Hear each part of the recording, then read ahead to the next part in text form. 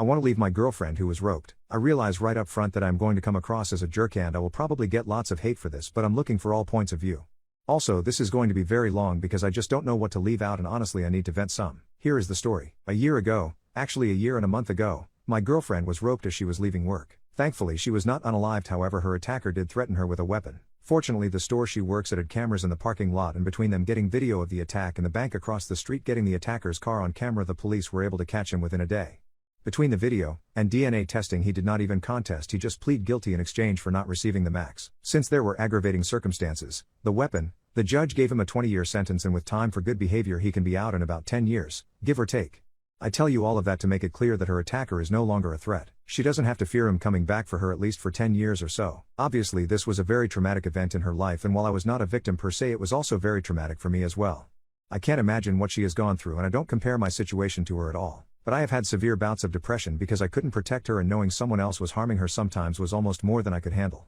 Right after the incident she did not want to see me. I get that, it hurt, but I understood. Her parents picked her up from the hospital and I did not see or hear from her for a week, which I sort of get, but I think I could have gotten a text or something just saying she was okay. Finally a week and her sister calls me and lets me know that she is staying with her parents and she will be calling me in a couple of days. She never called me. Instead I once again get a text from her sister saying she would like me to come over for a few minutes so we can talk. I get up and go over and am greeted at the door by her mother, who very calmly and very coldly starts laying out to me how I am to act and what I am to say. I am further instructed to not attempt to make any physical contact with her, as in hug or anything. Okay, again I get it, major trauma. I'm sure they have been coached by therapists/counselors or something in what to say and do around her, so I play along. I walk in and she is sitting on a chair with her dad standing next to her and her sister sitting on the couch. As I walk in the room the sister starts talking and telling me that my girlfriend wants me to know that she is okay, but obviously she has been traumatized and appreciates my understanding in her recovery. She never said one single word to me and barely looked at me. Again, this was right after the event and I'm understanding that this is how it has to be. But honest to God, that entire conversation was just awkward as hell. I leave, go home and attempt to focus on how I can help her. I start Googling how to deal with a rope survivor and what I can expect. She starts going to therapy initially 2 times a week, then after 2 months it goes down to 1 day a week. In the meantime she finally makes contact with me and asks to meet at a coffee shop. I get there and she is already there and waiting. At this point in time they had her so medicated that I was dealing with a zombie for the most part. There was no emotion and she was very methodical in her speech. Basically she wanted to get together that day to tell me that she couldn't go out with me for a while until she got past some issues she was dealing with. Of course I told her I understood. This was almost a month after the attack and this was our first conversation by ourselves, so I was already living under this assumption. I told her I would be there for her and that whatever she needed, whether that be space or a shoulder to cry on or anything, I was there for her. I started to tell her that I loved her and she stopped me. She told me that right now she didn't want to hear that and that I had to respect her wishes. I was once again a little hurt and frankly surprised, but I said whatever she wanted. She starts texting me the next day. Little things, nothing important, but I think it is a big step in getting back to where we were. This goes on for another month and a half. I finally asked her at the month and a half mark if we could meet for dinner. She didn't reply for 2 days and then said that she had to wait for to talk to her therapist. Finally she agrees to this but sets the date for another month away. Now mind you, this is almost 4 months after the attack and so far I've had 1 physical conversation with her in person and 1 bizarre conversation with her and her family. Oh yay, I need to mention this. I am not being updated on her progress by anyone. Granted, I realize that I am not officially family nor am I entitled to do anything, but it would have been nice to just get a text or call or something from someone telling me that she was doing good in therapy or was not or anything. We go out to eat at a small bistro that we ate at all of the time. I met her there and I was waiting for her to show up. After sitting for a half hour waiting, I text to see what was up. I just get a text of on my way. She finally arrives and sits down. I ask her how she has been and she snapped at me and told me to not ask her personal questions. We ate and after dinner I wanted to just sit and talk because I missed the person I had talked to almost every day for the previous 3 years. But when she was done eating she said that she was ready to go home. I asked her if she could stay for just a few minutes to talk, but I could see that she was becoming physically anxious and I did not want to upset her, so I said that I loved her and missed her.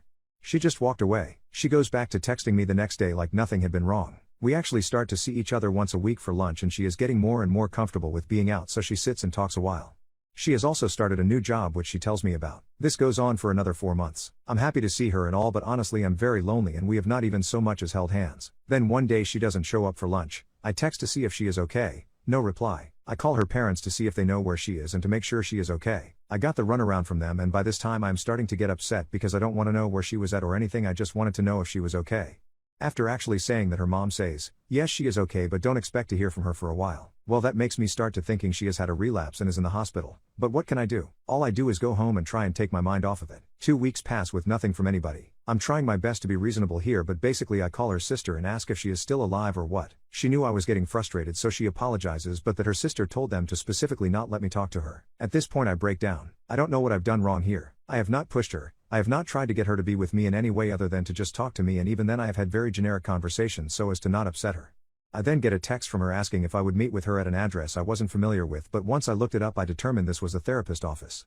I am told be there at 4, which meant I had to leave work early to get there. I check in at the front desk and I'm told that the therapist wants to speak to me alone for a few minutes. She comes in and I now know where the parents were getting this from, because after formally greeting me she then started to provide me with a list of do's and don'ts. She then told me that my GF wanted to speak to me and had something to tell me. I go in and she is sitting on one chair and I am instructed to sit in the other. She has a box of tissues and has been crying. The therapist tells me that I am here because my girlfriend has something to tell me and that she wanted the safety of therapist office to feel safe. She then proceeds to tell me that the reason she did not meet me for lunch that day is because she was with another guy, somebody from her new job, and that they had been intimate with each other. She might as well have taken a weapon out and shot me. It couldn't have hurt anymore. I just drop my head and begin to cry. The therapist then pipes in with some logic about her taking back her sexuality since she was attacked and how this wasn't cheating in the same sense of cheating. My girlfriend then proceeds to tell me that she does not want to lose me and that she is just very messed up in the head and that it was a one-time thing and blah blah blah.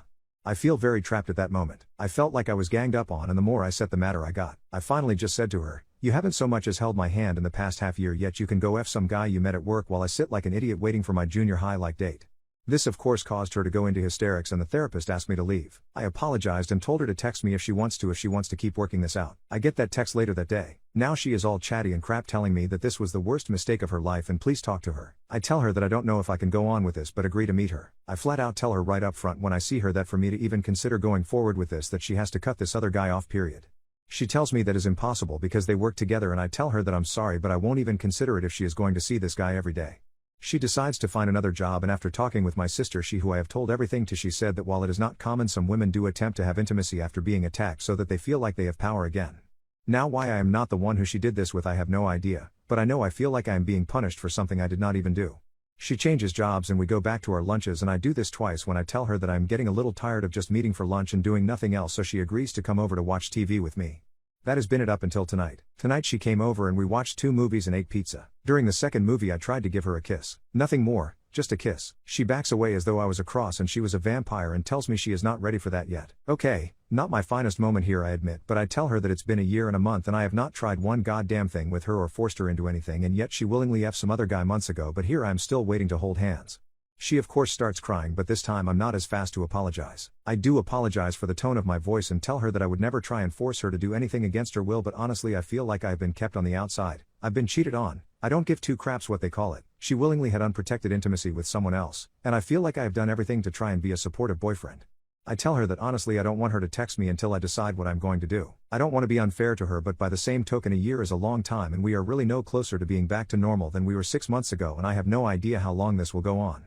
Now here is the part where if you didn't think I was jerk before, you will now. I am just tired of not having intimacy. Look, I certainly understood not trying anything right afterwards and even months afterwards, but it's been over a year and we're not even holding hands, and frankly the fact that she has been with someone else since this incident is unaliving me inside. So I told her that I'm going to think things through and promise to talk with her next week sometime. But as it stands tonight I think I'm done. I love her. I hate the idiot who ruined both of our lives. I know this isn't her fault and I hate that I feel like crap no matter what I do. If I stay I'm going to be resentful, and even if she comes over tomorrow and has intimacy with me it will feel like either pity intimacy or desperation intimacy. But I know ending this will be punishing her for something that isn't her fault either. Advice? My god, this is way too long. TL, Dr. GF was roped over a year ago. In the meantime I have given her space and let her deal with things as she deems fit. We have not been together intimately since the attack. She on the other hand has been with another guy since. I think I'm done but looking for advice.